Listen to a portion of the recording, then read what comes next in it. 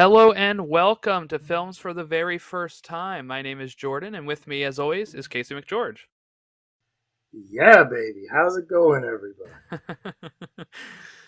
I was wondering if you were gonna change it up or go with the usual. It's going good. It's going good. If you didn't know what we're watching, you just clicked the episode without reading the title. We're going to be talking Austin Powers, International Man of Mystery. If you couldn't get that from Casey's excellent Austin Powers impersonation. Right. Jeez, is it even going to be a show or is it just going to be quotes the No, whole no. time? There's gonna be a show. But yeah, yeah, yeah.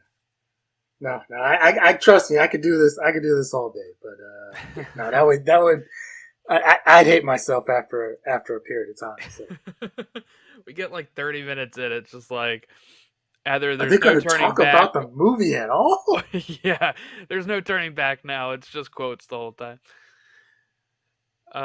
Okay, yeah, so we're talking. This was made in 1997. So we're going to be diving into a whole different Your childhood. era. Yeah, my childhood, because that's the thing, right? Like, is this the first late 90s movie? I feel like we've done all like early 2000s We've either done like 80s and early 90s with the Terminator and like Pulp and Fiction and stuff, Goonies, stuff like that. And then yeah, we kind of and then skipped like over the late yeah, '90s. We went to early 2000 stuff with like Rat Race, Terminator 3, the Lord of the Rings movies, stuff like that. So right. And yeah. So this is our first like 90s, late 90s, which is a definitely different decade than like Pulp Fiction. I feel like when we're talking of movie making.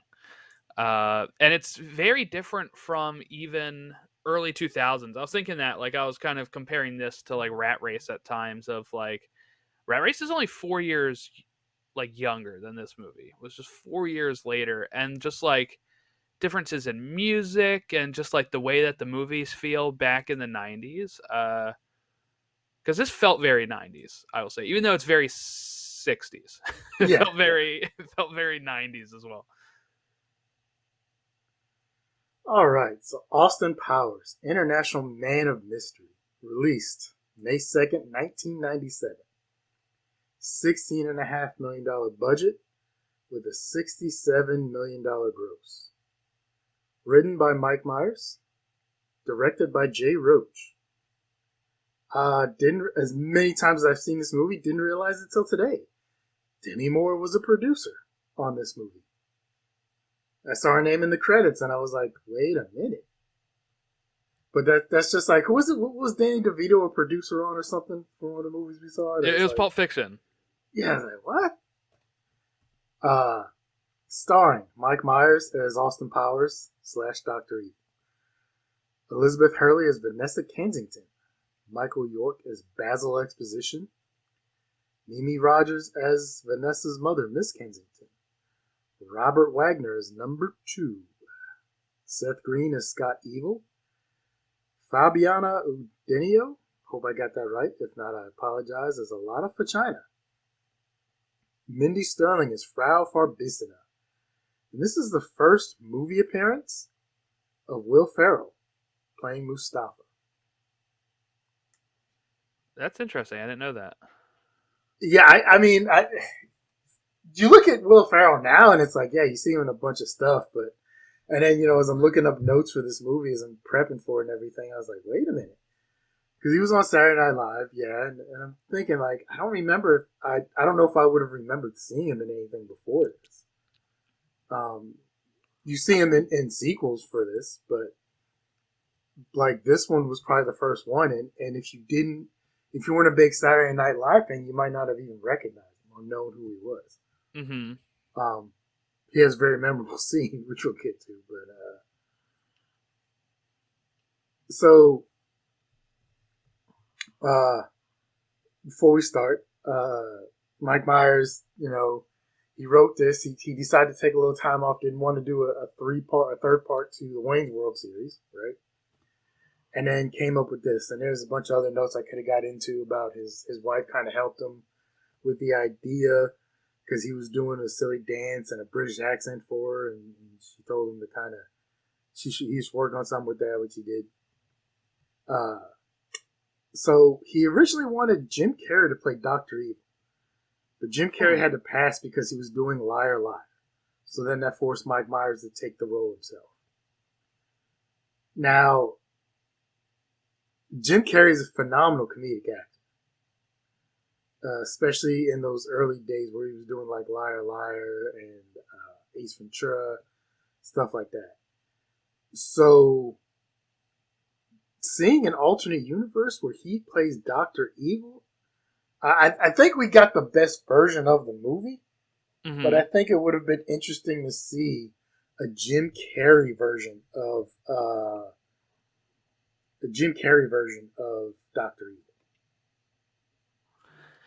Yeah, that's interesting. I would assume it'd be kind of like his Doctor Robotnik from Sonic, which I haven't seen the full Sonic movie, but just from what I've seen, I feel like he'd be playing it like that. Well, maybe, but this is also more obviously. So this is loosely based off of. This is a parody of the James Bond movies. Synopsis basically is a world-class playboy and part-time secret agent from the 1960s cryogenically freezes himself and emerges after 30 years to do battle with his nemesis, Dr. Evil. Right? So, maybe a little different. This is heavily influenced by James Bond. So much so, Daniel Craig, the most recent James Bond, he's gone on record to say that the Austin Powers series has messed up the James Bond franchise. The producers feared that people wouldn't be able to take James Bond seriously after Austin Powers mocked it.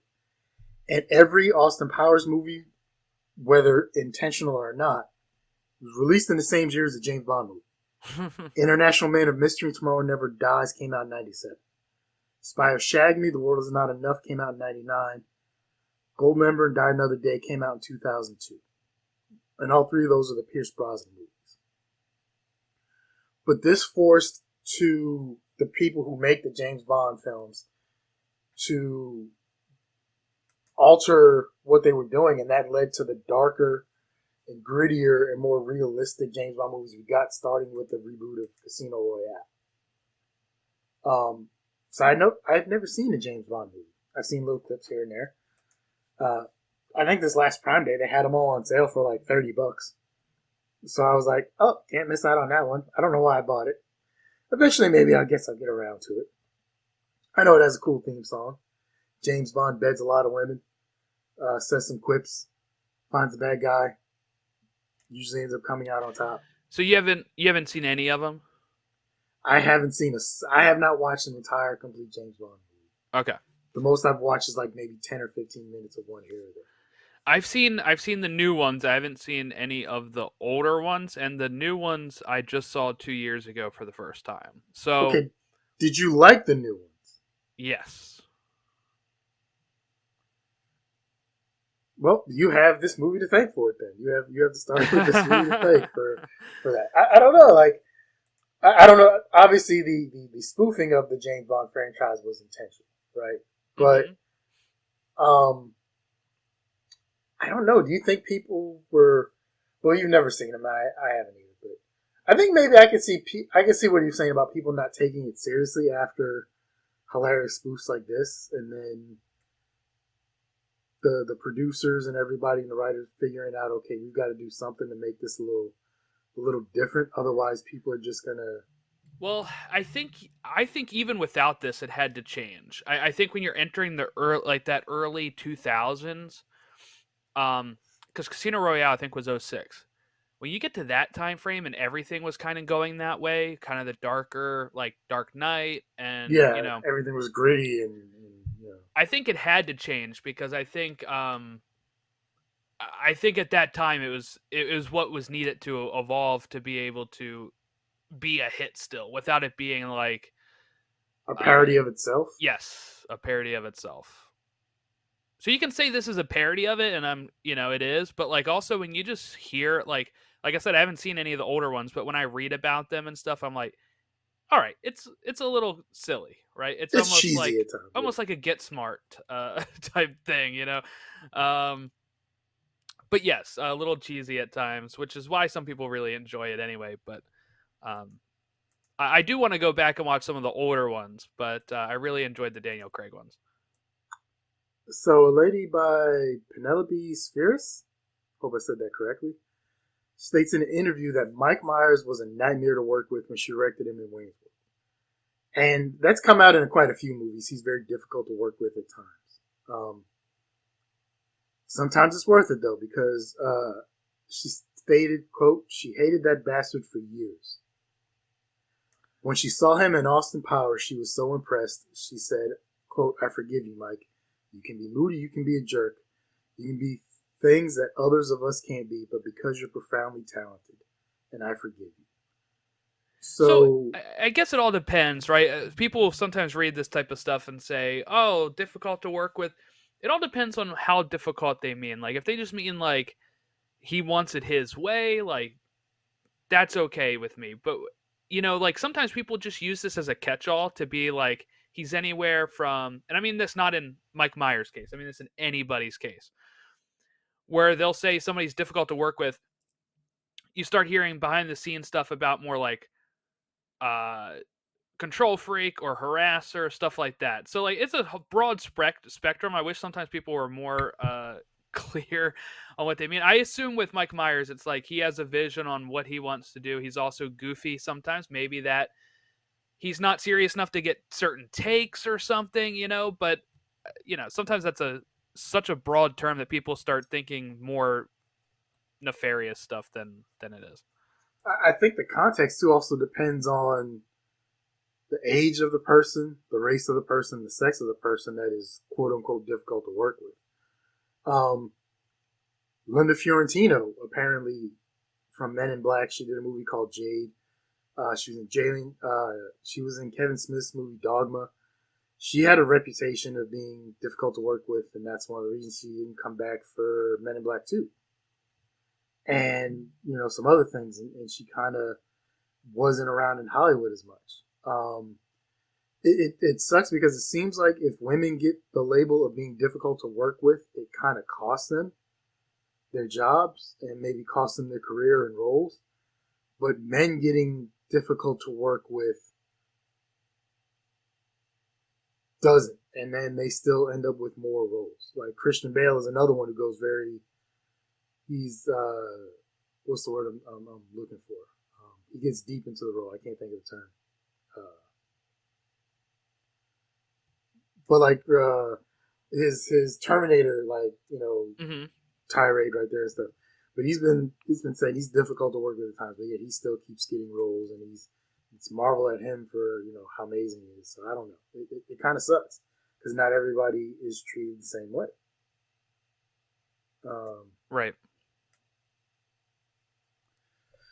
all right, so uh, movie starts. We're in the '60s in England. Or actually, I think it starts in I don't know. But we're back in the '60s.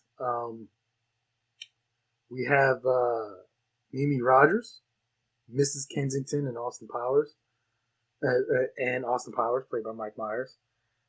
We don't see Doctor Evil for the first like 20 minutes. Like they're intentionally not showing his face. Yeah, I noticed that too. I was wondering if that was supposed to be, I don't know, some sort of reveal that is played by Mike Myers as well, or what. I think it might have been because I don't know if leading up to the marketing they showed Doctor Evil at all.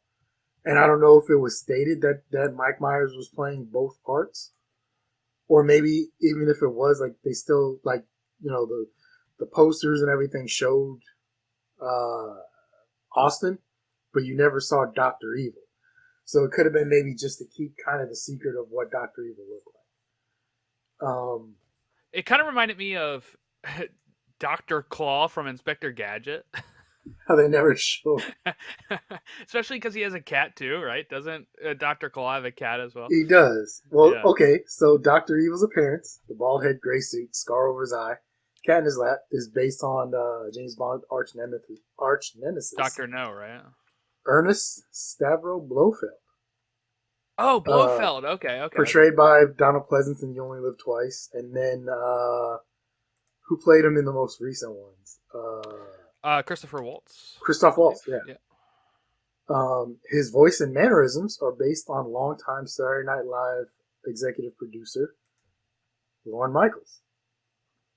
Um, I will say he's kind of a blend of Doctor No as well. Like this suit that Doctor No is wearing in the movie Doctor No mhm. is like very Doctor Evil in the sense of the collar, like the way that the collar looks, and it's like a Yeah. creamish gray suit. Yeah. Also, interesting side note: Donald Pleasance was in the 1978 movie Halloween, where his arch nemesis in Halloween was Michael Michael Myers, yes. Michael Myers. Yeah. Uh, so we have some shenanigans from the 60s. The great part that okay, sitting at the table, you don't see Doctor Evil. You see everything but his head, right? You see the gray suit and the fluffy cat, right? He's Hmm. petting the cat, evil henchman type thing. Which side note, I was never into cats until my friend got me into them. Now I love cats. So I have some strays I feed on my route. So they hear my mail truck. They come running out to the mailbox. Yeah, everyone go follow Casey on Twitter and see his weekly cat posts of the strays. Um, I love those guys. They climb in my truck. They sit on my lap. Now they're trying to steal the sandwich out of my hand. I have a little container where I keep the cat food, and they start smelling it in there. And now they're trying to find it before I can feed them. But they're kittens. They're awesome. Anyway, he's petting his cats. He's petting his cat. What was the cat's name? I can't remember what the cat's name was. Oh, it's a good question. His cat. Mr. Bigglesworth. Yes, yeah. Mr. Bigglesworth. He's petting Mr. Bigglesworth, who's a fluffy cat. And apparently, because these evil henchmen can't kill Austin Powers, he has a little button that flips him over, sends him down into pit of fire. Which, he's got some stereotypical names, which was, I don't know, it was just awesome. It was one of those things. This is just one of those parodies that I loved. Uh, Eventually, Austin and so that they have to go to the Psychedelic Pussycat Swingers Club, the Electric Psychic Pussycat Swingers Club in London. What did you think of the introduction to Austin Powers in this swingers club here and Well, the really, movie our 60s? first introduction was him being chased by all these women, right? And the dance number. The dancing scene, yeah. Okay, that's repeated throughout the movie. So if you watch any of the other ones, he redoes the dancing scenes over. Really? Yeah, he sticks with it. Yeah, the opening went a little long. I'll say it kind of reminded me. You know which one felt really long was the Rat Race opening with the heads and stuff, like the cartoon opening with Rat Race that I totally forgot about till I sat down and watched that movie, and I was like, oh my god, is this thing gonna start? Um, this was better than that, I'll say, but it went a little long of them like chasing him around and stuff. Especially because for some reason we're supposed to believe, and I know this is parody of James Bond, that he is this irresistible man. I know that's part of the joke, but It yeah, was the '60s, man. Hey, free love not even and the things like that. '60s. We find Vanessa kind of falling for his charm later as well. So, And um, even Mrs. Kensington states that, yes, like, women couldn't resist him, men wanted to be him. She was married. Like, the only reason she was able to resist was the fact that she was married. So yeah, that was wow, I didn't realize Mimi Rogers was in this movie. You know what we I have to haven't thank seen me? her out of like anything that was not like a typical. I don't know. Like my mom used to watch all these Mimi Rogers movies and stuff where she's like this, you know, like the main character was like a Lifetime movie. I would say I've not seen her in anything like this before. I was very shocked. You know what we have to thank Mimi Rogers for? What? Tom It's Cruise getting being Tom a Cruise into Scientologist. Scientology, right? Yes. Which in Yeah, I turn don't know has if I made want to thank her Scientology. for that. She left. She has since left Scientology. But I think I read and heard one of the podcasts I listened to talked about it. She grew up in it, so she really didn't have a choice. But and then around somewhere in the 80s, that's where they decided they would try and get movie stars and celebrities, and then yeah. But no, yeah, because of her, she got Tom Cruise got into Scientology, and now we have that. Anywho, uh, okay, obviously the the scene in the psychedelic Pussycat Swingers Club there, right? Obviously, it was done intentionally to show you the stunt man underneath the wig and everything. Mm-hmm. But what did you think of that whole scene? Yeah, that was wild. He just beats up on this lady, and then they were like, "Oh, it was actually a man the whole time." I was like, "Okay." I see where this movie's going now. Yeah, don't have many thoughts on this scene. It does come back around. Yeah, yeah, it does. But at least they did it in a way where it was fairly obvious after they changed out the stuntman Yeah, yeah, for the actress, and it wasn't like how we talked about Terminator 2 a few weeks back, where it was like that was very clearly not Arnold Schwarzenegger. yeah, They tried to get a dude with a crew cut and put some sunglasses on him, and they're like, no, we're gonna lean all the way into this, like airplane style, Naked Gun style, just. Uh, Once again, we see Doctor Evil again, but we don't see his face. He runs and he gets cryogenically frozen, right? Bam. Um, Along with Mr. Bigglesworth. So what we find out later is that Austin decided to have himself cryogenically frozen just in case Doctor Evil ever came back. yeah. You So this say is all stuff I had no clue about. So, I guess I don't know what I thought Austin Powers was. Right.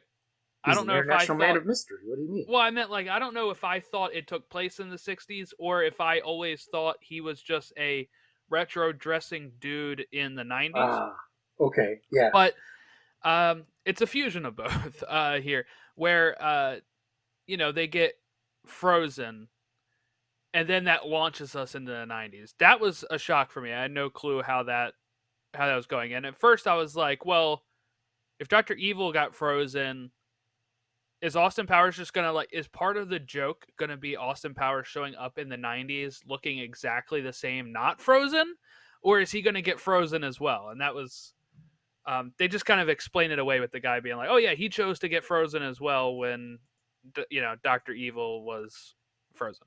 Well, I mean, I vaguely remember it. I've only watched it once or twice. Isn't that kind of the same thing that happened in Demolition Man? I haven't seen Demolition Man, so I don't know. Like, so Wesley Snipes got frozen or something. Wesley Snipes' character was a villain. He got frozen or something, and then Sylvester Stallone plays the main character from Demolition Man. I don't know if he chose to get frozen. I think he chose to get frozen just in case the other guy came. Wesley Snipes' character came back, and then he got unfrozen after whatever happened with Wesley Snipes. I don't know. I just remember there was a lot of Taco Bell, and there was 3 seashells that they used for toilet paper. They never explained. That's my biggest thing. And a young Sandra Bullock. Um. So yeah, have you ever been to Big Boy? No. Do you know any? You know anything about Big Boy? Yes, yeah, I know um The statue. the statue. Yeah, I don't think there's any near me at all. There's still a few out here in California. And I've seen him in a few other places I've been. So it's a decent like little diner. It's kind of like a it's a little car hop diner type thing. You can get burgers and fries and like hot dogs and stuff like that, and maybe some sort of Looks like they're mostly in like Michigan and then Nevada, California. yeah, you can get stuff like that, patty melts and various things. And I think they have breakfast too. I've eaten there a few times. The food's not bad. It's a greasy food diner. Like I mean, you're not. Yeah, is it better than White Castle? Because the first time I had White Castle after watching Harold and Kumar, and it was the most disappointing experience in my life. So I had White Castle as a kid, so I kind of have an affinity for that. Plus, they're just the little mini burgers. That helps. Um, I mean, Big Boy doesn't really do anything special. You know what I'm saying? The easiest thing I might be able to equate it to might be a Friendlies, Okay. except they don't have ice cream, but they like I said they have patty melts. They do have like burgers, fries. They might have like some other stuff like steaks or pork chops. I think like I said they think they have a breakfast menu. Um, they might have some stuff like salads and things for those who might be in a lighter fare. But if you're on a diet or you're trying to eat healthy, you're not going to a Big Boy restaurant, right? Like that's not what you're going for. So yeah, the apparently the Big Boy he froze himself and put himself in a rocket in the shape of a big boy and flew himself out into space. We come back 30 years later. Uh, Clint Howard, Ron Howard's Yes. brother, great character actor, man. That guy really leaned into what he was and is just awesome at what he does. Mm-hmm. Um, I mean, it doesn't hurt that your brother's Ron Howard either. Don't get me wrong, but he leaned into it. And he's great at what he does for those character actors. Military. There's a U.S. military general that sees. I guess he was around in the '60s, which I can 30 years. I He can was say old okay. enough to, yeah. Yeah, he was probably like a young lieutenant, maybe a captain back then. So I'll buy that, right? Um, he might have had some, knowledge of Doctor Evil. So once he sees the big boy, he kind of gets the gist of it, and he tells him, "You forget what you saw," blah blah blah. And then here's where the silliness starts. Call the Pentagon, call the president, call MI6, feed my fish, not too much. Uh, so he ends up going over to England, which anytime we go over to Great Britain, they have to play the song um, to let us know we're over there. He's talking to someone from the Ministry of Defense, Basil Exposition again, from the Ministry of Defense.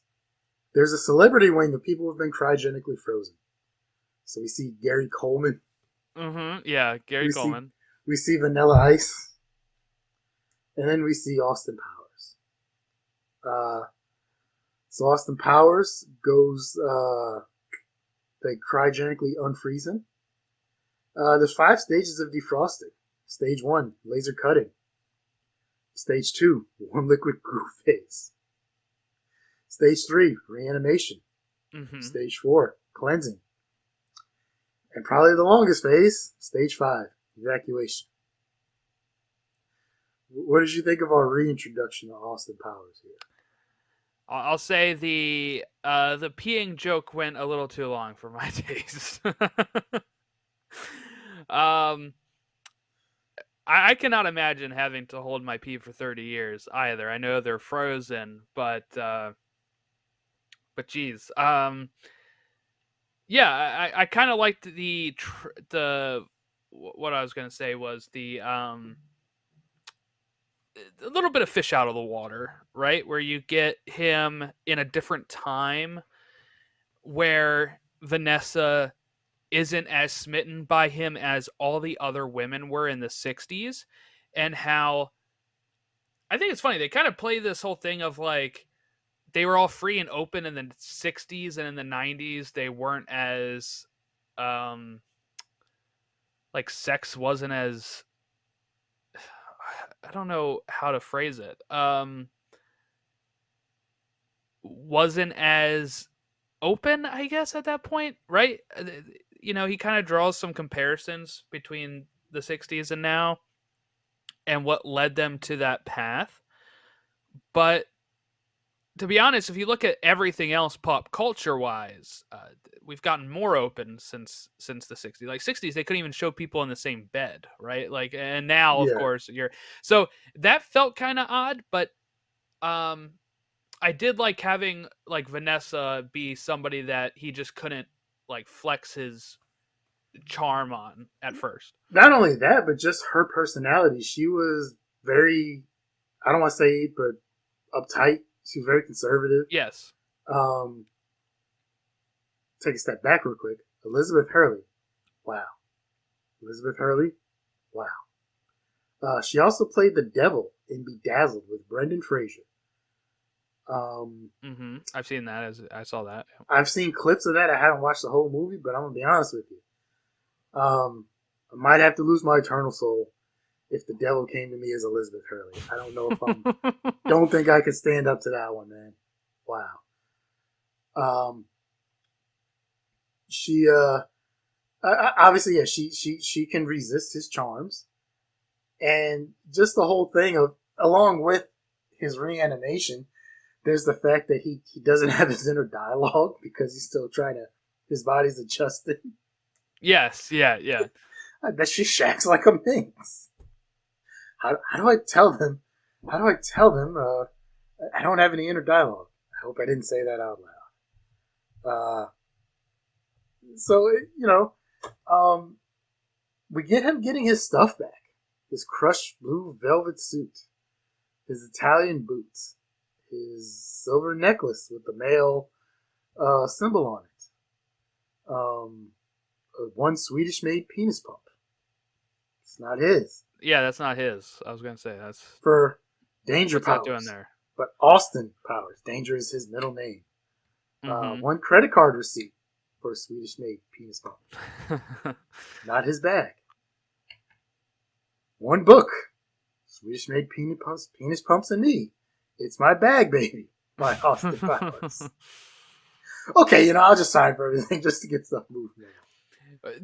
So the one question I have about the like it's a good joke. One question I have about this: is this just supposed to be effects he had on his person when he got frozen? Like, why would you carry all of this around with you when you're like, it could be in his house or something, right? Like, it's funny that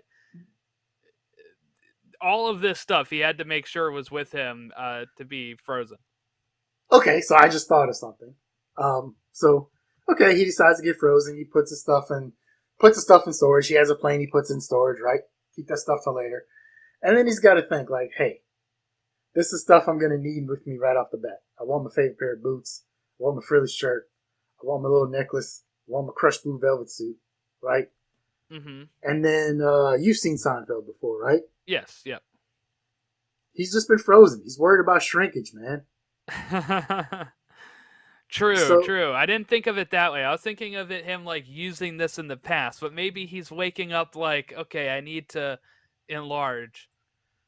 Like he I was he in said, the pool. Like he said later, he's like, he's got to make sure his bits and bobs work and stuff like that, right? Mm-hmm. And I like that's a part I literally just thought of, like shrinkage. Yeah, maybe he's got to make sure the plumbing is okay, right? Just maybe it was just for the joke. I don't know, but I'm gonna go with you. What he didn't want, he wanted to avoid shrinkage.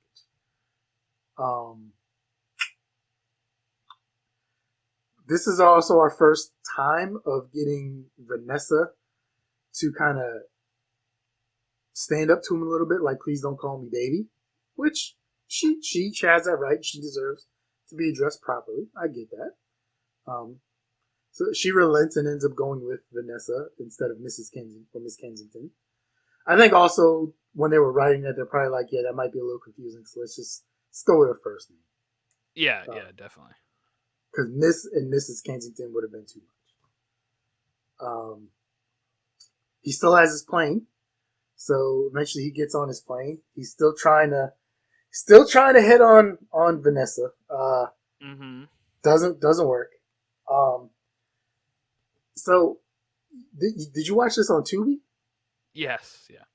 Okay. They might be on YouTube if you were interested in seeing them. We'll find out later if you want to watch any more of this after you get your rating. But there's a deleted scene where after he's on the plane, they're on the plane, and he's kind of going through his whole thing before they jump on the bed, and he's like, he says something about stewardesses, and as long as they're, he goes off on this little rant, and then one of the flight attendants comes out, and she's like, actually, sir, we're called flight attendants now. And it's kind of also one of his first things of like, oh, the world has changed since you've been frozen.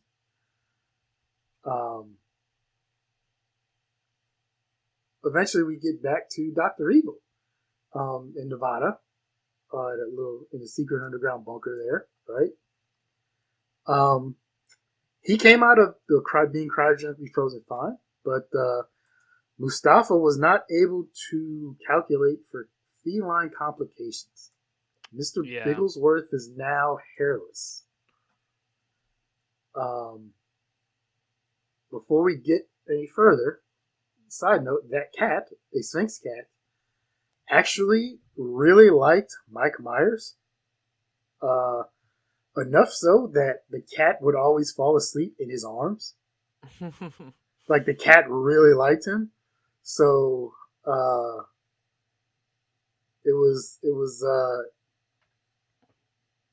it ended up delaying filming every now and then because we'd fall asleep in his lap. Cat's name was Ted Nugent. Oh, really? But yeah. Which I think animals can be good judges of character sometimes. So if the cat felt that comfy enough to fall asleep in his lap, Mike Myers might be an a-hole at times, but it can't be that bad. Right. I know cats are very finicky creatures. If they don't like you, they will not go near you at all. So. We get Mufasa's displeased Dr. Evil. He gets sent to the furnace floor. What did you think of this? Yeah, this was I didn't see this coming, but when he sends him down there, I guess I saw that coming because he did that earlier to some people, but he sends him down there.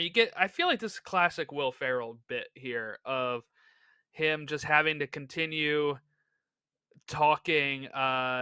He's really in pain, burning, and he just wants somebody to come help him. And then somebody does come to help him, but it's actually to put him out of his misery.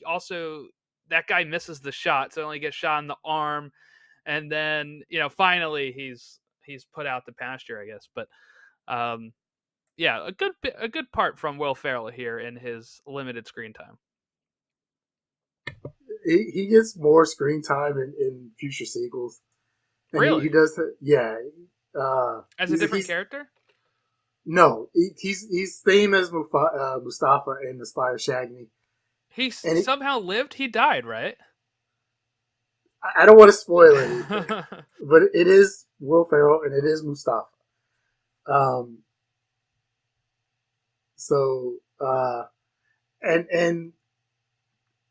it's more good stuff. Like, that's all I can really say without spoiling it. It's more good stuff from Will Ferrell as Mustafa. I'm very badly burned. If someone could please... great. And this is where we also get our introduction to Frau Farbissina. Played by Mindy Sterling. What did you think of Frau? I didn't really think much of her at all. I felt like she was kind of like her character really didn't do much for me. She's not going anywhere. She's in the further sequels as well. Okay. Yeah, she's she's acted well, I guess. Nothing against the actress. It felt like she didn't really do much. We also, Paddy O'Brien, I think was the guy's name. The little Irish guy who left the little charm at people he killed, and she went off on this thing about Lucky Charms because everybody keeps laughing whenever he said his phrase of "they're always after me, Lucky Charms." That was improvised from Mindy Sterling. Which I I hadn't really known where I'd seen her before, and she was in quite a few episodes of Reno 911. She is very familiar. I'm trying to find out where I know her from as well. Um, oh, look, she was in Eurotrip. We've mentioned that movie a million times on this podcast without even covering it. And you haven't seen Eurotrip, have you? I saw I'm pretty sure I saw bits of it. I don't think I've seen the whole thing. So that's a no. That's a no shot. That's a no. Let's see. We have. I don't know. I have to know her from TV. Yeah, I think I know her from TV more than any sort of movies. She's in so many shows I watch. It's like one episode, two episodes. So I'm Yeah, assuming I've just she seen her plays like in like small characters here or yeah. there or something. Pretty sure I've just seen her in things throughout those years on TV. This is our first appearance of Robert Wagner as number two, as number two henchman, so named number two, who's run Virtucon, his company, for the last 30 years. This is also where we get introduced to Seth Green as Scott Evil. I loved every time Frau would yell and Dr. Evil would jump in the background because her voice was just so loud and shrill. I don't know. That just tickled me every single time. Yeah, Seth Green. I thought he would be. I forgot we mentioned he was in it. This is another one of those through lines of our of our podcast so far. But then I thought he'd be in it more once I saw him, but he wasn't. So I don't know if he's in any of the other ones. But. Yeah, he's in the sequels. He's okay. in them more.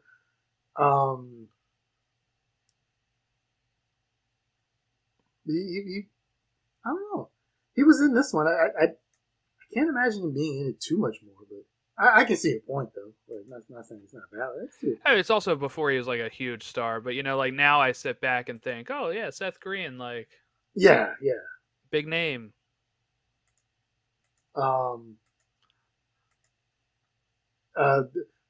What did you think of the introduction of Scott and Dr. Evil? I noticed a GIF that I've seen a million times when he's asking for the hug, Dr. Evil, and he keeps like doing the hand waving at him. That's a meme I've seen. Give your father give me a hug. A lot. So that I noticed. I felt like this was a stereotypical Seth Green character as well. They use this DNA to make a son in case if Dr. Evil can't be resuscitated or whatever. And this guy, Scott Evil, wants like nothing to do with any of this stuff. It was really kind of a fail of their, like, I don't know how they raised him or who raised him, I guess, but he was mostly just like a Seth Green character, like I said, like, okay, let's go. I'm going to play some video games and, Well, I'll also say this. He was also supposed to be like 16 or 17 in the 90s. So yeah. That was 16. That's what 16, 17-year-olds acted like and did in the 90s. Well, I'd rather this than like it being some like clone of him.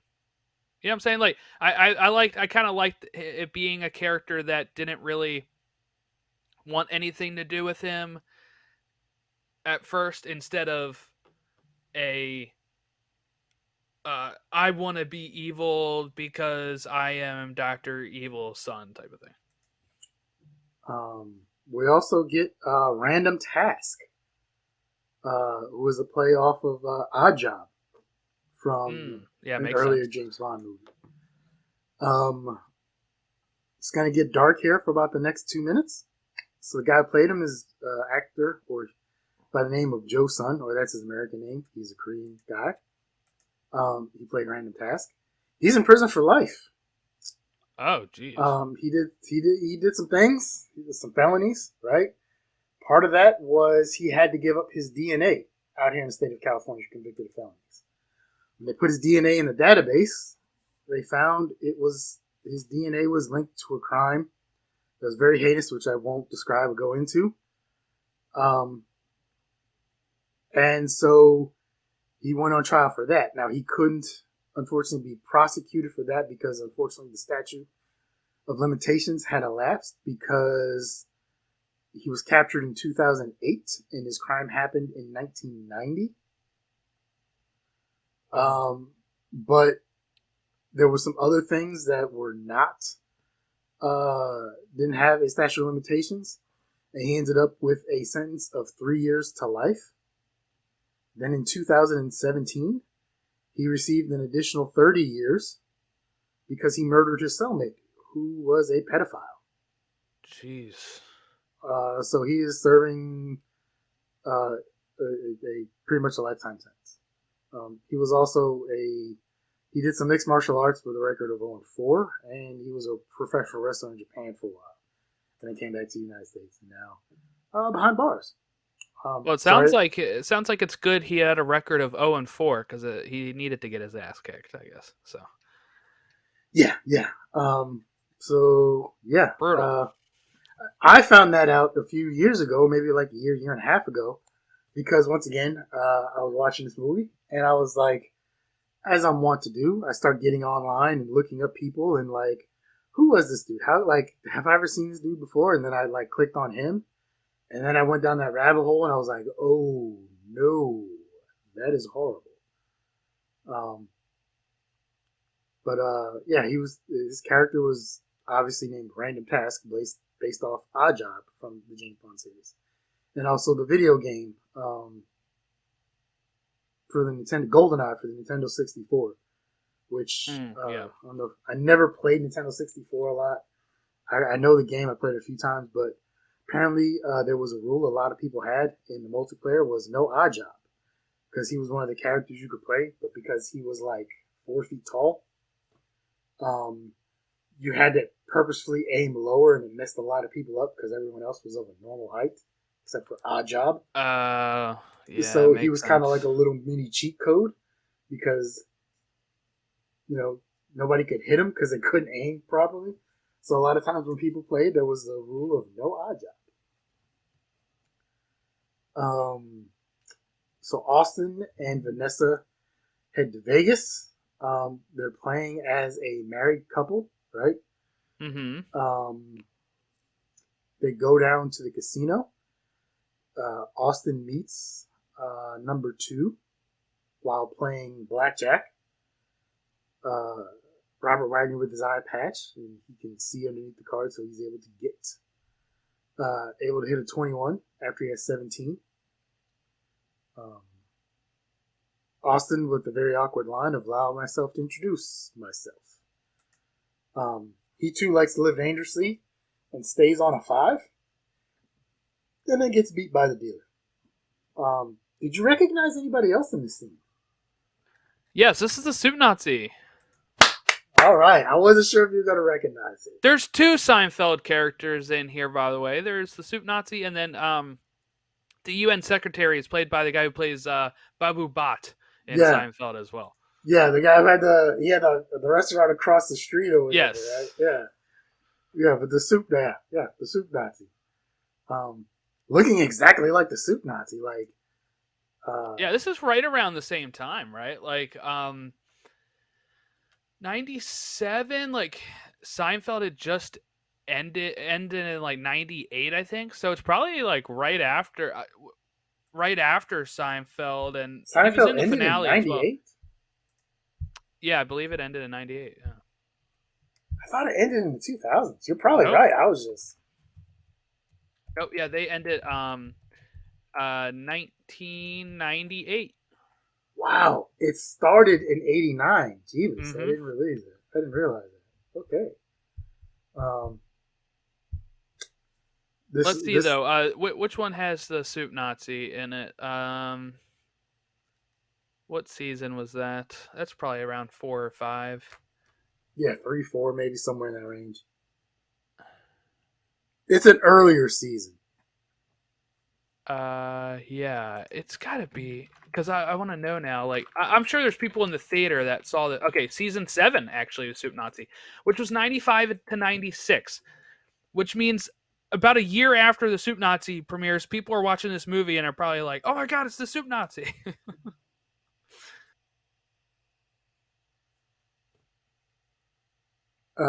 So yeah, this is where we meet the Italian bird, as Austin calls her, a lot of vagina. Um, very attractive woman. And as he says later, he shagged her. He shagged her rotten. Which that came from out of nowhere. But hey, so yeah, they're in Vegas. We see Tom Arnold, a special guest appearance by Tom Arnold. As Austin goes to follow number two, where he disappears in the bathroom. Mm-hmm. They try to get him to get killed by Patty there, the little Lucky Charms guy. Doesn't work. We get very funny. Who does number two work for? Gotta love potty humor sometimes. Sometimes, yeah. Sometimes. Um, so then, yeah, they go back to the hotel. Um,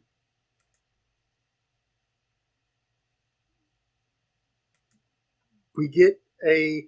I saw this scene and I liked it, but it also made me think of Family Guy because Of at some the point, fart contest thing. no, ladies and gentlemen, Mr. Burt Bacharach. Like anytime I hear something like that, I can only think of ladies and gentlemen, Mr. Conway Twitty, Uh, which came after this. But so they decide to have a little fun. Um, Vanessa gets drunk. She starts falling for Austin, but he's actually a good dude. He won't take advantage of her while he's drunk. To be honest, I didn't see that coming. Um, but Austin has some morals. So that's very nice. Uh, she passes out. Um, while that happens, he gets a call from Basil. They need him to go check out number two in VirtueCon and a lot of vagina there. So he breaks into their place, gets caught by her, and this is where he shags her rotten. Some of this doesn't really age well. I don't know. The hot tub scene kind of. Yeah. I mean, I would say a good chunk of this movie doesn't age well. When we're talking about Austin Powers as a whole, like his relentless pursuit of Vanessa after she says no, quite a lot. I felt like that was the part that I was like, okay, this is like that doesn't really age well compared to. I mean, I we get it, right? Like in the sense of there's a lot of movies have this type of stuff, especially movies in the 90s and even early 2000s up to more recent times. I feel like it's something that's really kind of become, I don't know, more taboo recently, right? Like I don't know when you would think about when that switch was about, the what some people would say is harmless, him lightly pressuring her, which, he's not like a total jerk about it. It's not like he's continuing to force himself on her or anything, but after she denies him once, I think nowadays people would be like, okay, that's it. You've done it. And I think some people would look at it and say that how she does relent eventually. Some people might be like, oh, that's not like a good message or something with it. You are correct. I will say, however, in this kind of this gets brought up later. So after he and Vanessa have an argument, after she finds out that he went to go visit her and he slept with Alana there, right? Um, and she brings up the whole "Welcome to the '90s. You're gonna be very lonely," right? And then we kind of get this montage of him going through everything that he has missed from the 1960s up until the late 90s, right? The fall of the Berlin Wall. And Vanessa comes out later the next morning. She's going through it, the fall of the Berlin Wall, people landing on the moon. Funny thing, or is like his friends, Jerry Garcia, deceased, Jimi Hendrix, deceased, drugs, Janis Joplin, alcohol, Mama Cass, the ham sandwich, stuff like that, right? And Vanessa brings up a good point. Like, she forgets he's not from this time period. Like, he's been gone for 30 years and he's literally getting thrust Yeah. into a completely different age, basically, right? I mean, look at how much technology and how much the world changed from 1965 until 1995 or 67, 97, like that 30 years. Like, that's a lot. And that's something like something a lot of people who are incarcerated have to go through. When they go into prison, they spend these really long sentences. They come out, the world is entirely different from when they went in, and a lot of them don't know how to deal with stuff like that. And it's sometimes it's simple things as like going to the store. Like I've seen some documentaries on it. Guys getting out after like 20, 30, 40 years or so in prison, and they go to a Walmart, and they've never been to a Walmart before. Like if they're coming out now, you know, Walmart supercenters weren't as big or may not have been around in their area when they first went in. Think about if this is the first, like we think of it just normally now. Yeah, we hate having to go to Walmart to go grocery shopping, right? Because it's like, oh, who knows what kind of crazy people we're gonna have to deal with in there. Probably don't like having to deal with the associates in there, and then lines. The line's the worst part because of the, not to get on a rant here, all of the self checkout all the time now. Those are the longest lines. Like our Walmart has like 2 sections that are self checkout, and they probably have 1 or 2 regular registers open. That's it. They'll have 30 lines. They'll have 30 registers, but they'll only have 2 open and then the self checkout. And the lines make it the most unbearable part, especially around this time of year. You know, we're recording Yeah, this before Christmas. I went to Target yesterday to pick up just like uh gift cards, right? And it was a huge line for the self checkout, and then they actually had almost every lane open, and they all were spilling out almost to the normal aisles and stuff. And I was like, "Holy crap! Get me out of get me out of here!" Um, yeah, I can't imagine if that's your first experience after coming out of like prison or being cryogenically being, frozen. yeah, unfrozen. But that's not the worst part for some people. A lot of them say it's the choice. So like, think if okay, we're in 2022. So let's say you went to prison in like 19 in the early 80s, right? Or you're cryogenically frozen in the early 80s. Your grocery stores might have had like 5 or 10 different brands of like cereal. Peanut butter, you might have had like 3: the store brand, Jif, and Skippy, right? There was just milk. Um, the selection wasn't that big, so there weren't a ton of aisle stuff like that. And a lot of them talked about like when you the first time they go to a grocery store or something like that, it's overwhelming. Like some of them shut down because like once again we take for granted you walk down the cereal aisle, right? You've got 10 different brands of cornflakes, 8 different brands of Cheerios, just the name brand, just name brand stuff. Then that's not. Then you have like your sugary brand stuff like that, blah blah blah, and that's not even to when you get to like the bagged no name brand stuff. Like imagine if this is your first time seeing that. Right. Like I said, going down peanut butter. Like remember they might have had like Skip and Jiffy, and it might have been like crunchy and smooth, and that was it. Now you got 8 different versions of that. You've got like almond butter, different nut butters, and various other things, and like because a lot of them just talked about like the it's overwhelming to them to have to deal with stuff like that. But back to what you were saying, yeah, his pursuit, a modern day pursuit like that wouldn't be accepted, and I agree. But he doesn't know that just because that's not something that happened when he was frozen in the '60s. Like he was expected. It was almost expected that a guy was gonna kind of continue on to try and pursue you until he kind of got the hint. Um, Not saying that's right, Mm-hmm. obviously, but that was a much different time. And I mean, just think of how much of a culture shock it was. Now imagine even going from the 90s to now. Imagine if you got frozen. How old were you when this came out? 6. Yeah, imagine 6-year-old Jordan waking up. Oh, well, yeah, it'd be different.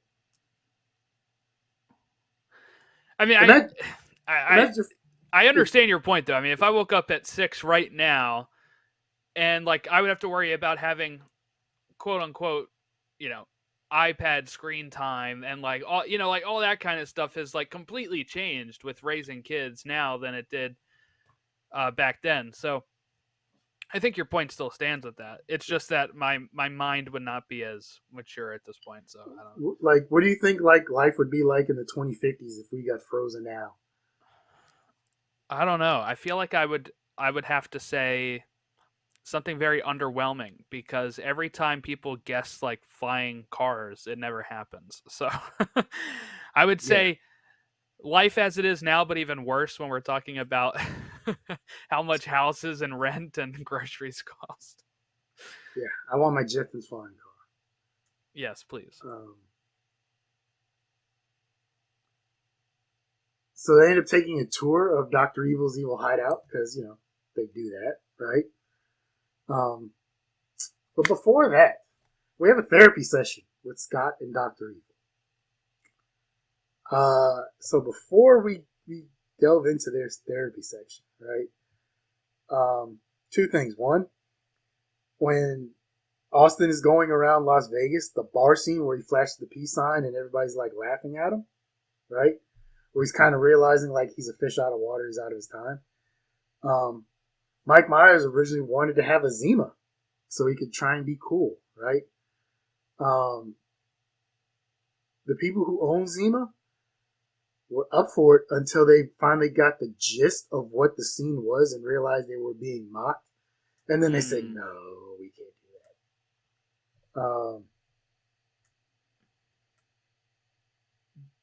that. The father and son at the group therapy scene, some of you may recognize them. This is probably too young you were probably too young to remember this. But those two are the actual father and son. There was a series of commercials by Bud Light at the time. And I think they even had a Super Bowl commercial that year, somewhere around that time. Really? Of I love you, man, and you're not getting my Bud Light, Johnny. So that was Oh kind yeah, I of did not know that. like, well, how was an airplane? Remember how we talked about how there was Yeah. the same couple from a coffee commercial? Yeah, they got those two to kind of recreate the father and son thing for the therapy session. Um, what did you think of the therapy scene? I liked seeing Carrie Fisher. It's always great seeing Carrie Fisher. Yeah. Um no, I thought the therapy scene here was interesting. I guess that went over my head, right? So I didn't really catch some of the more finer details of it, but There really wasn't a lot to go over your head in that one. So, like, it wasn't initially supposed to be Carrie Fisher, right? Mike Myers wanted a Bond girl from one of the early James Bond films. oh, that would be nice. Um, he asked actress by the name of Honor Blackman, who played Pussy Galore in the movie Goldfinger from 1964, but she declined. So then he started trying to figure out like what other movies kind of. And by the way, that's what I mean by Daniel Craig's right that they had to change this stuff because that name is just to be taken seriously if you're doing a Bond reboot is nobody's taking that seriously in 2023. Sorry. No, well look at the femme fatale's name in this. A lot of vagina. Right, Obviously, exactly. it's based off of like the Pussy Based off of Galore that. thing. Yeah, Yeah. exactly. Um. So, but so he started thinking around, and then he had obviously, like many of us, he has very fond memories of Carrie Fisher. And he offered her the role to play the therapist, and she accepted it. This is one of my favorite scenes. Um, I could quote that whole monologue he goes off onto. The details of my life are quite inconsequential. I think I actually had a poster of that little speech in my barracks room at one point when I was at Fort Stewart. Um, but there was some touching moments between him and Scott there because he's like, yeah, I think he's trying to kill me. Oh, Scott, we say that all the time, but we really don't want to kill him. No, the boy's quite astute. I really am trying to kill him, but he's wily like his old man. So they had some touching moments there, you know. And so you've never had your testicles ritualistically shaved by a Zoroastrian named Vilma? Are you asking me? Yeah, Oh no, I have not. you don't know that breathtaking experience. I do not. No. And Carrie Fisher's response there was just picture perfect. Of we have to stop. That's it. We're done. Uh, so eventually, like I said, Austin and Vanessa they're taking a tour of Doctor Evil's evil lair, or the headquarters of his evil lair, rather. Of course, the tour guide announces a top secret area that's for authorized personnel only, and that's where they have to go to. And so they go in and do some judo chopping, I imagine, on their people. They get their credentials and their smocks and white lab coats, and then go in. And they're caught immediately, so the alarms start going off. Eventually, they're captured by random task. I don't know why they're put into the futuristic silver suits there, but Dr. Evil wanted to do it. Mm-hmm. Sure, whatever. They're having dinner. I like Scott's line when he comes in from dinner. He's like, "You're feeding them."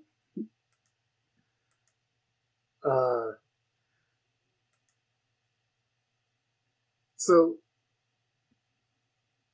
part of this scene was improvised. The shush scene between Dr. Evil and Scott, that was improvised by Mike Meyers. If you watch more in the sequels, you'll see similar stuff. Oh, okay. But Similar stuff with like the shushing of those two, or you mean like similar like yeah, some of the stuff as the shushing. Okay, I didn't know if you just meant more like improvised stuff. Well, no, I mean it's Mike Myers, so Yeah, he so I'm does do sure a there lot was, of right. he Yeah, does just do a wanted to lot of clarify. improvisation too. But yeah, so he has him there. He's feeding him, and I mean Scott says is what everyone's thinking. Like, why don't you just kill them?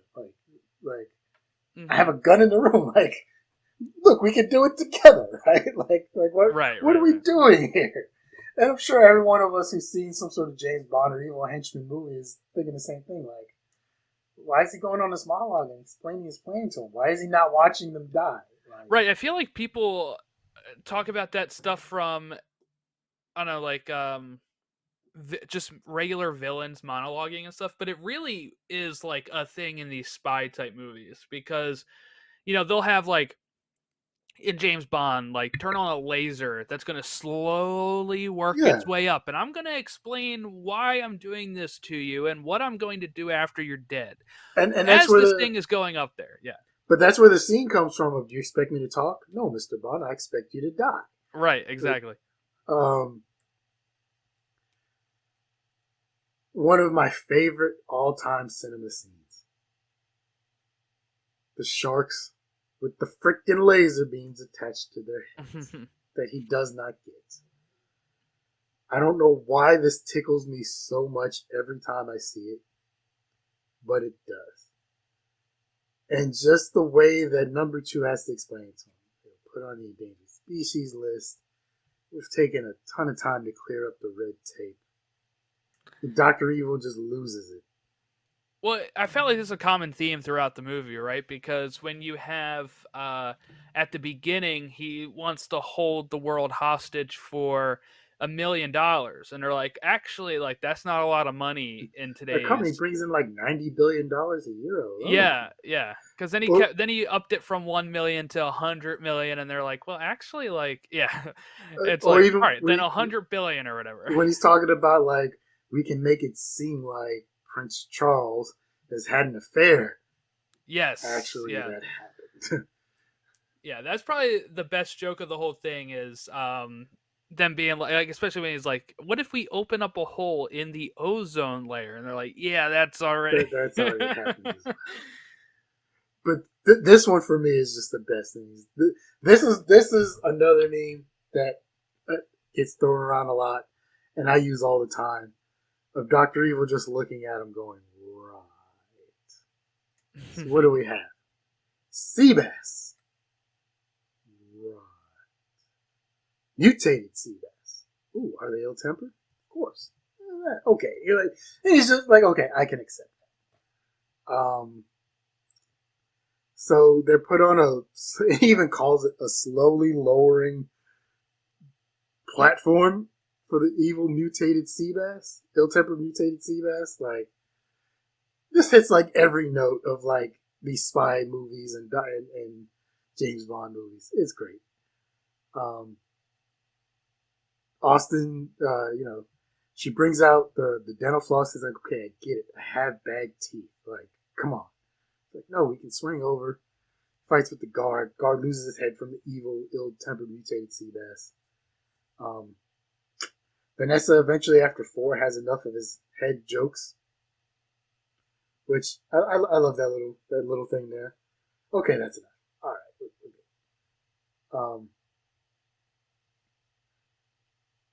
Okay, so either one of the guards dying, there was a deleted scene that shows like the corporation calling his wife and letting him know that he passed away on the job. So it was either this one or the guard from earlier where he was slowly getting crushed under the steamroller. That came from like half a mile away. So yeah, that was another good deleted scene. Sends Vanessa away to go get help. Right? Okay, cool. She gets help. We didn't talk about the fembots. What did you think of the fembots? Yeah, they were interesting. I'll say. Right, they're like these robots that are, female robots. He kind of Men can't resist female the fembots. yes, yeah. He has he tries to seduce them right with a strip tease or something, and Oh, even before that, when we first see the fembots, we get Frau yelling again. That scares Doctor Evil. The guards get, they tell the guards to kill him, and then they get shot. So one of the fembots was Cindy Margolis. So back in the early days of the internet, guys, AOL used to have a list of the most downloaded women on the internet. Cindy Margolis was one of those women in the late 90s or early 2000s, and then she became a Playboy playmate. Oh, interesting. What's up? I said interesting. I didn't really know who she was.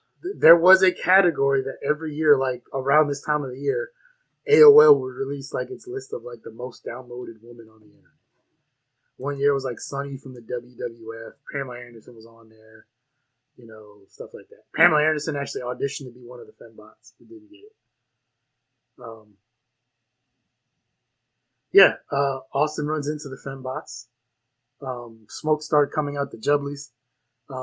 He worked his mojo against their mojo, and there was some cross moginations, as he so eloquently put it. Vanessa walks in and sees this, confronts him on this, and he's kind of flummoxed, doesn't really know what to say. Eventually, they make it inside the evil lair. There's some countdowns going on with the dude with glasses with a really deep voice, which was awesome to see the dude giving the countdown instead of just hearing a random countdown. There will be another countdown in another movie that's even better.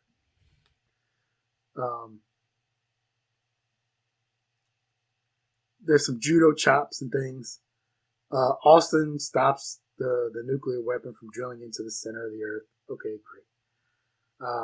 Dr. Evil escapes, sings the Meow Mix song for Mr. Bigglesworth, right, to try and get him so he can be cryogenically frozen again. Austin confronts him. But a lot of vagina has captured Vanessa. Um, Scott walks in. Austin captures him. Scott doesn't really care because he's like, they don't really get along. So Mm-hmm. Mm-hmm. Seth Green with the line, "I wish I was never artificially created in a lab." Oh, Scott, don't say that. It hurts Daddy when you say that. Number two makes another appearance. Who, side note, he's carrying a Fembot in the suitcase, which, that's weird. I don't know if we want to talk about that. Okay, probably the best deleted scene. So, when he tells Austin, "I have a deal for you," and he sits down, and then in the movie you see Dr. Evil like, okay, that's it. He hits a button and sends number two into the flames, right? Mm-hmm. The deleted scene, he puts the briefcase down, opens it up, and tells him there's like $1 billion in the briefcase, right? So Austin Powers picks up one of the things, and he's flipping through the money, and he's listening to it, and he's counting it, and he's like, "You're $980 short from one of the banks."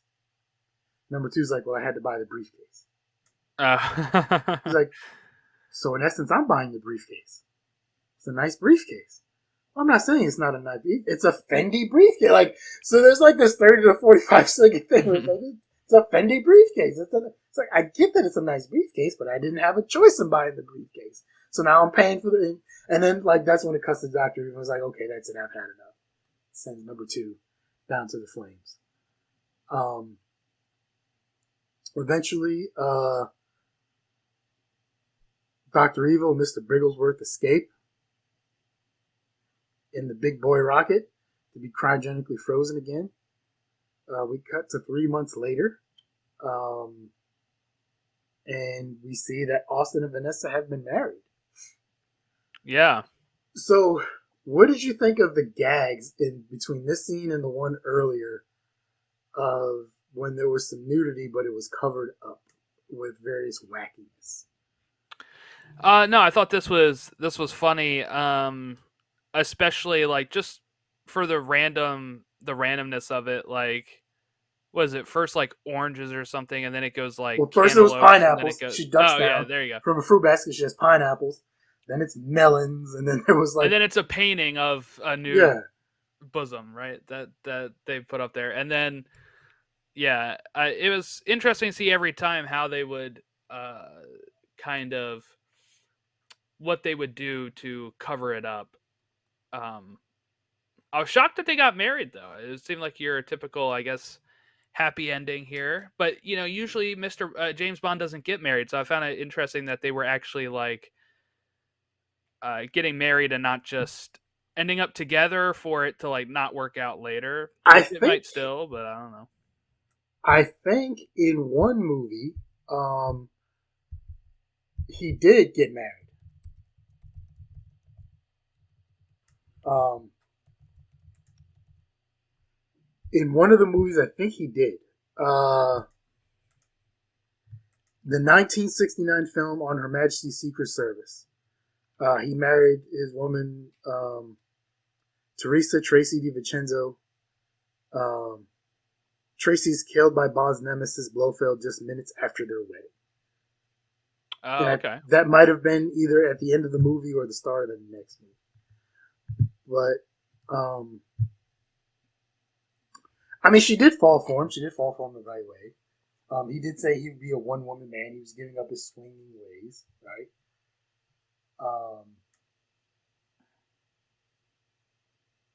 So yeah, that's Austin Powers, and eventually we see Dr. Evil being frozen in his rocket with Mr. Bigglesworth. Yeah, Frozen again as they're flying in the big boy again. All right, give me 1 second here. Um, I didn't. I forgot to look up. Forgot to look up the ratings for stuff. So bad Casey on this one.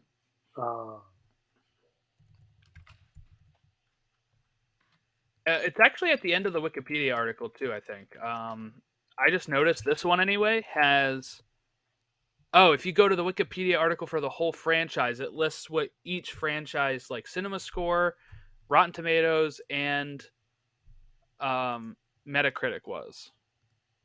Pretty helpful. And box office.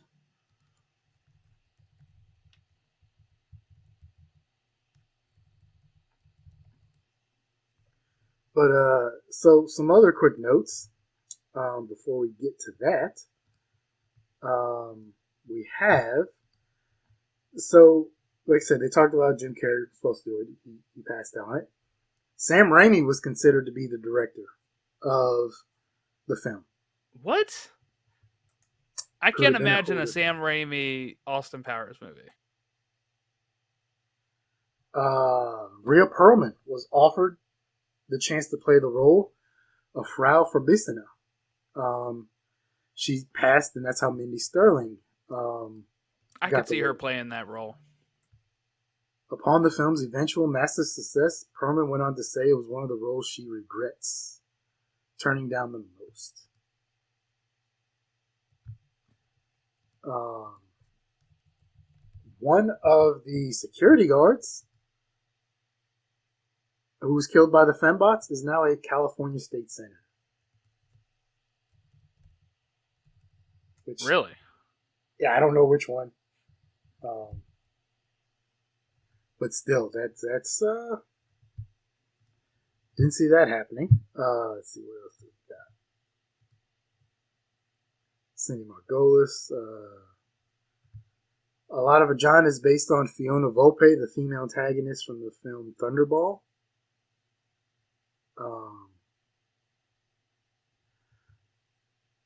So there's been talk of a sequel or a prequel, and they've tried to get it off the ground, and they're trying again. They're trying again in the last couple of years. They're saying this one may focus more on Dr. Evil instead of Austin Powers, which I'd be interested in seeing. I think there's been some time between them. It's probably been enough time. It's one of his Mike Myers' favorite performances. The guy who was giving Austin his stuff back, including the Swedish made penis enlarger pump, played by a guy named Neil Malarkey. He's a member of a comedy store players in Brooklyn.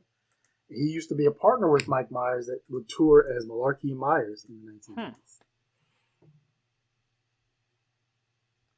1980s. Elizabeth Hurley and Mimi Rogers asked and were granted permission to keep the leather outfits that they wore for this. Interesting.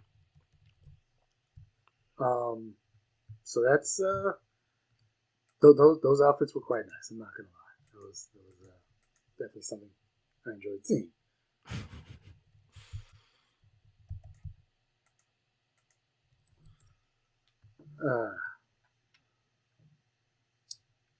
Okay, so we talked about memes. I've talked about most of the memes and stuff that came through. Yeah. A lot of these. There's also the car or his little electric cart turning around.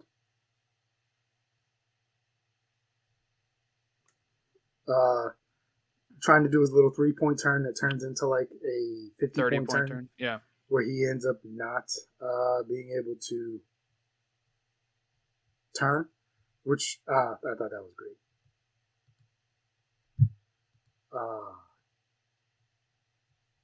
Why are you not? Oof, did not see that coming. All right, ratings. IMDb 7.0, 253,000 ratings. So not bad.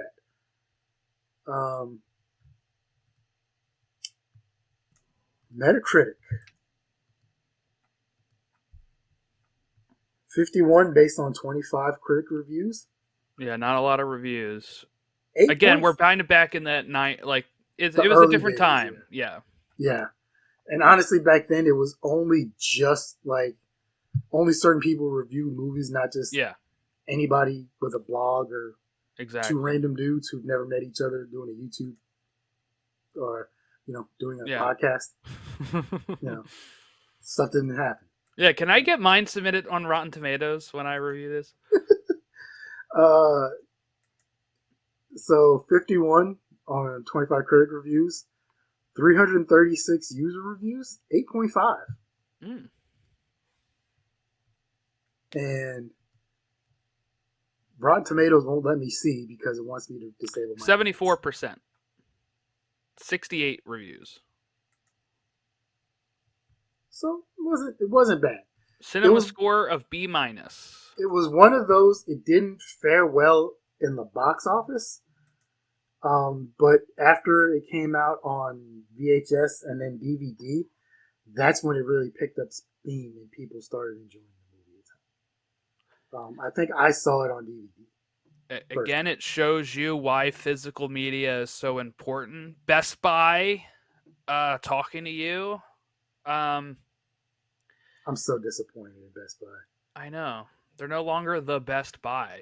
It was it. I was just there today trying to find some deals on some stuff, but it was yeah. I mean, like this is what we talk about when when people are getting out of the physical business. I know people would say, well, now it's like streaming and stuff, but physical sales still matter. And the fact is that like you can show that if you are a fan of a movie, I implore you to buy it and not just stream it on Disney Plus or Hulu, Netflix, because it's showing the people that are in charge that you really like this and that you will go see another one of these. And I'm talking about any movie. I'm not talking about Austin Powers specifically. I'm talking about any movie that comes out now. If you are a big fan of it, that's why I still buy all the movies that I really enjoy and not just stream it on like Disney Plus when they put the latest MCU movie on there. I also buy it because one, I like having physical media. I want to be able to watch it if the internet goes out. I want to be able to, have it, physically have it. Yeah. And then also I want to show them, hey, I really enjoy these things. The Disney Plus shows that they just put on Blu-ray, I went out and bought all 4 of them because I want to show them that this is profitable. Please put more of these on Blu-ray so I can have them. And that's what you have to do if you really enjoy that stuff. And that's how you get sequels to some movies like Austin Powers. And there's been tons of movies like that become profitable on uh, Blu-ray, DVD, VHS afterwards. Yeah, I mean it's. I mean, there's just the basics part of it where it's like you said, you never know if the internet's going to go out. You disaster or something, or you move and maybe it's going to take 2, 3 weeks, 4 weeks, whatever, before you get your internet back up and running. You're not always going to be able to stream everything. Not only that, but now with these services literally just pulling stuff off streaming for no reason. Like Willow was just released this year, and it's gone. If you didn't see it, it's gone. Yeah. I mean, I didn't see it. I vaguely remember the original Willow, and I wasn't into it, so it wasn't for me, and that's fine. But that doesn't mean Disney should just pull it off, streaming. Like, sure, Especially they already spent the money on it, right? It's really just they don't want to pay residuals for a lot of this stuff, and that's what a lot of the strikes were about. So I mean, it's all connected. Like all of this stuff is really connected, and that's why now some of the stuff they did pull off with Disney Plus, you can buy it on like iTunes or Vudu. So again, what I would say is if it's a show that was removed that you really enjoyed, buy it. Show them that there's a reason to keep making stuff like this or to put it out there on DVD. I mean, but that's all I see, can say. the only issue with that, it's better than nothing. Don't get me wrong, but even then, you still have to have an internet connection or it's something Yeah, like yeah. that. But I'm saying like at least it's not like for some of this stuff like the Batgirl HBO thing, that's gone. That's never being released. You know what? You know what one makes me sad that I heard about maybe 2 or 3 weeks ago. I guess it was the Wile E. Coyote versus Acme or something that Warner Brothers. Now they did reverse course. They are trying to sell it to either Netflix, Paramount, or Amazon, I believe. because people went crazy. So I guess It's a it's completed movie. the movies. It's I guess I don't know if it's live action and animation because I know like John Cena's in it.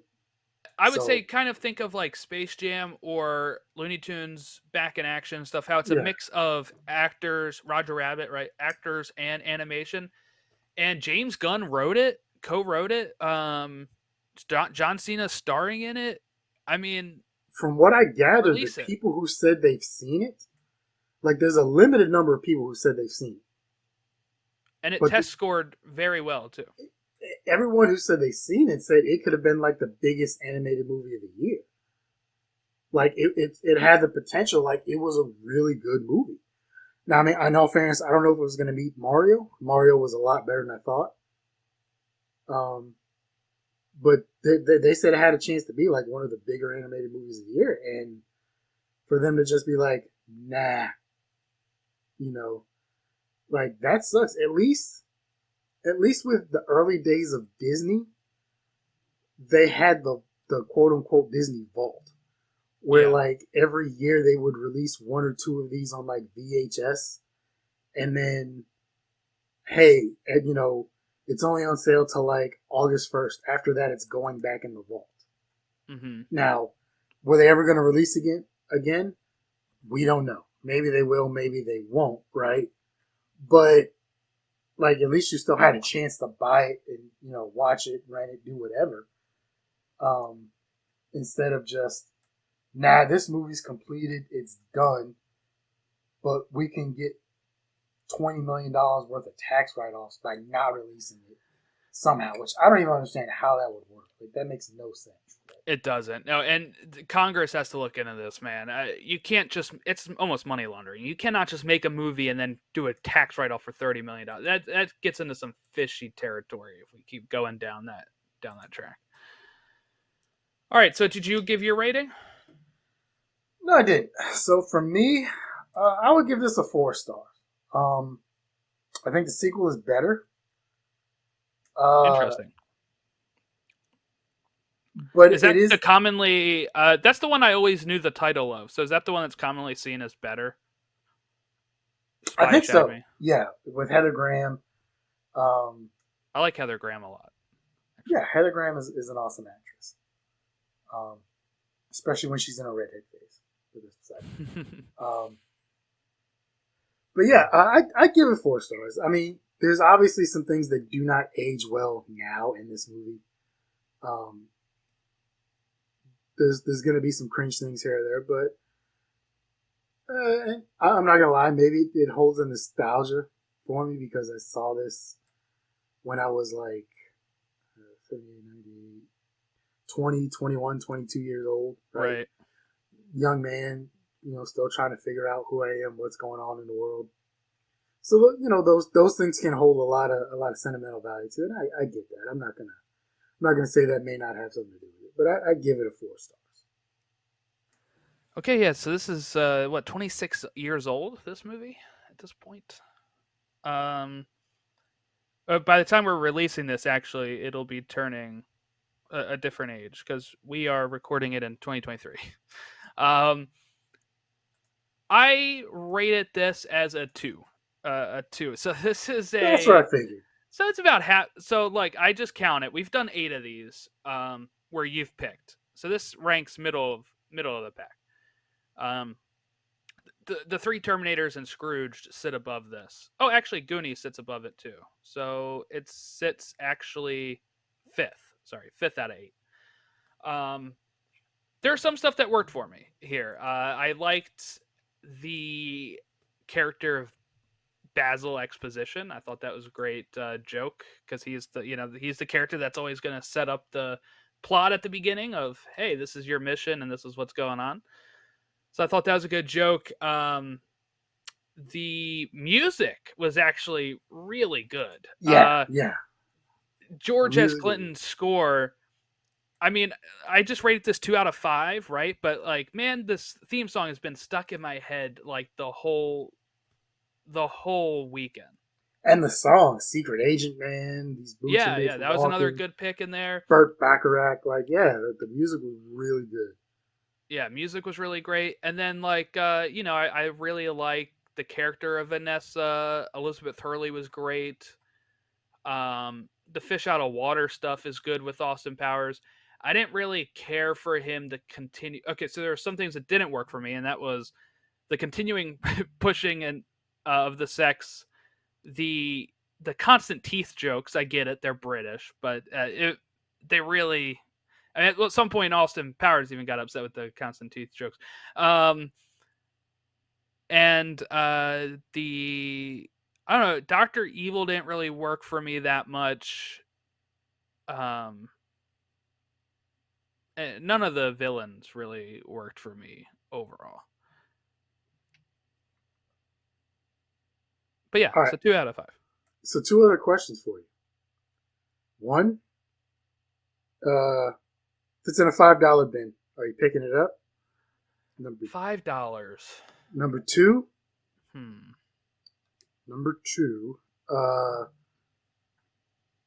will you continue on with the series?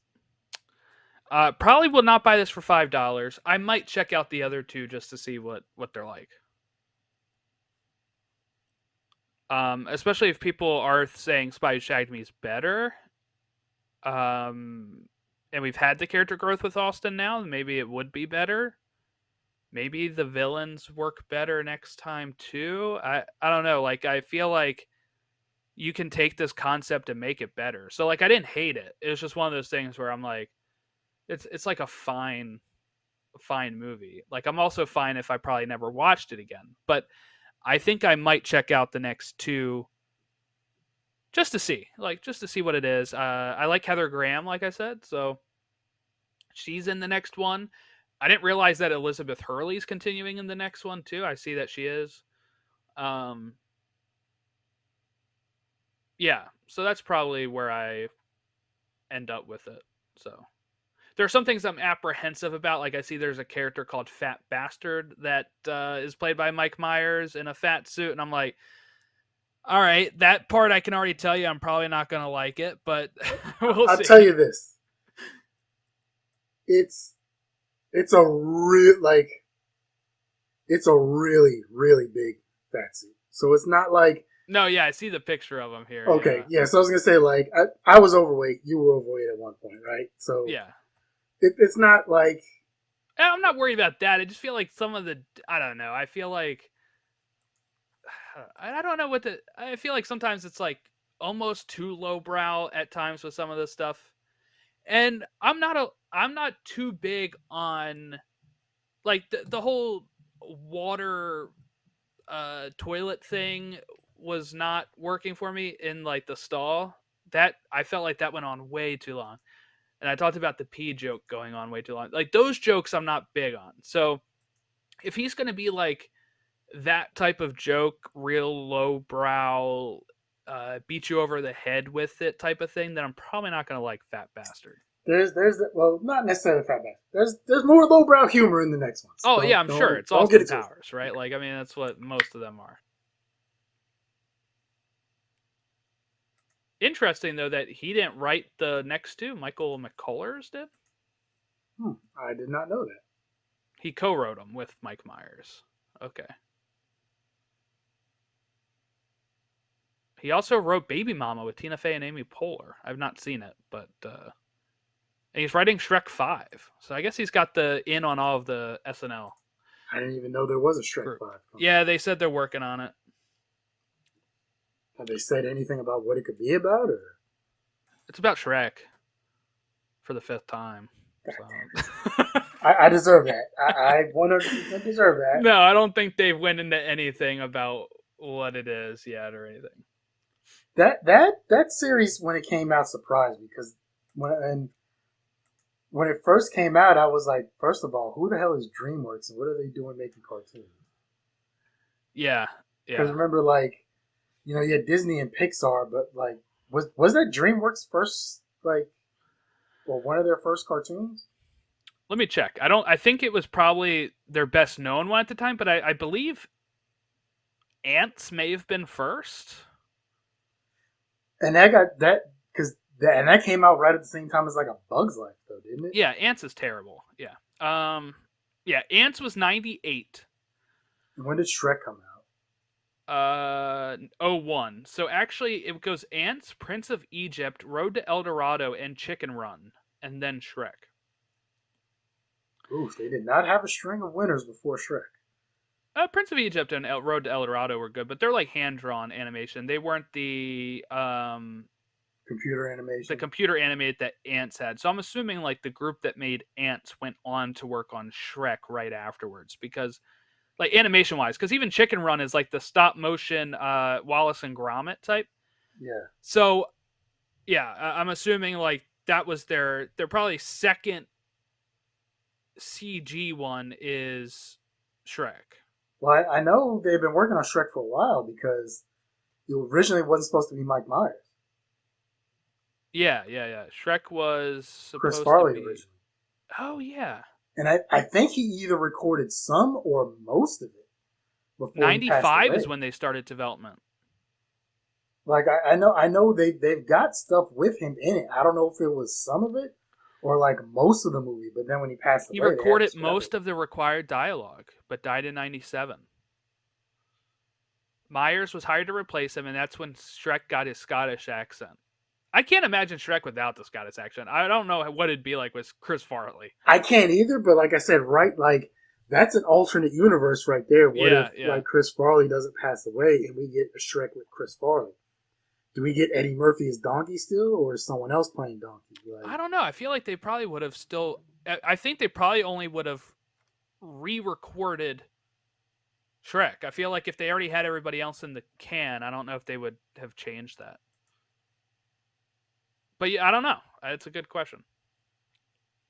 All right, so the movie I wanted to pick is not streaming anywhere, surprisingly. So I am going to have to change what course. were you going to pick? I was going to pick Into the Spider Verse, Is that the first one or the second one? the first one. Hold on. Oh, if you own it, then that's even better. Let me check my let me check my collection.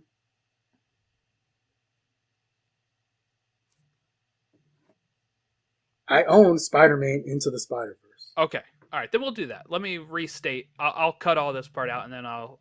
Yeah, leave it in. It'd be all right. Well, I'm gonna drum it up here. So we're getting to award season soon, and the sequel to this movie is up for some awards. And since you've never seen it, we're gonna do it now. We're gonna do Spider-Man Into the Spider-Verse. I saw this movie 3 times in theaters. I'm a big proponent of this movie. Now, I will state to all the people at home, surprisingly, this is not streaming anywhere but FX Now, which I think you need a subscription for, or like a cable authenticated.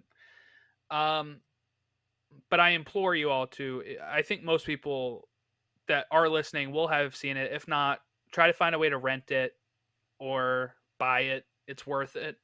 Um, so rent or purchase. This is our second one of rent or purchase so far.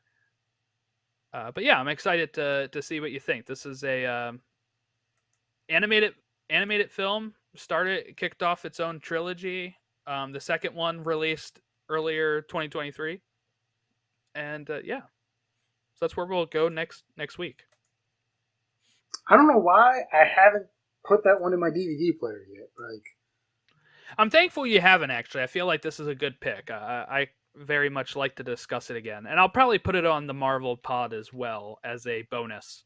I have heard nothing but fantastic things about that movie. It's one of those from what I've heard and seen. It has like universal praise. Like everybody has loved that movie. Mm-hmm. But I bought it because I was like, oh, I've heard this is really good. I have to check this out. And then I just never watched it. Like I just never got around to it. So I was like, Yeah, I have a lot of those too. And games too. I have so many games in my backlog that I bought because they were hits, like Elden Ring, and I haven't even played it yet. So, All right. Well, that'll wrap us up. Make sure you leave your feedback for the podcast as a whole, or if you want to give us your thoughts on Austin Powers, International Man of Mystery. Is it a cult classic for you? Is it something you just watched for the first time as well? Let us know and give us your rating out of 5 stars. You can also follow me on Letterboxd, and I have all of my ratings, and you can even probably see them ahead of time then. But if you give me a follow on Letterboxd, you can see my rating ahead of time for the movies.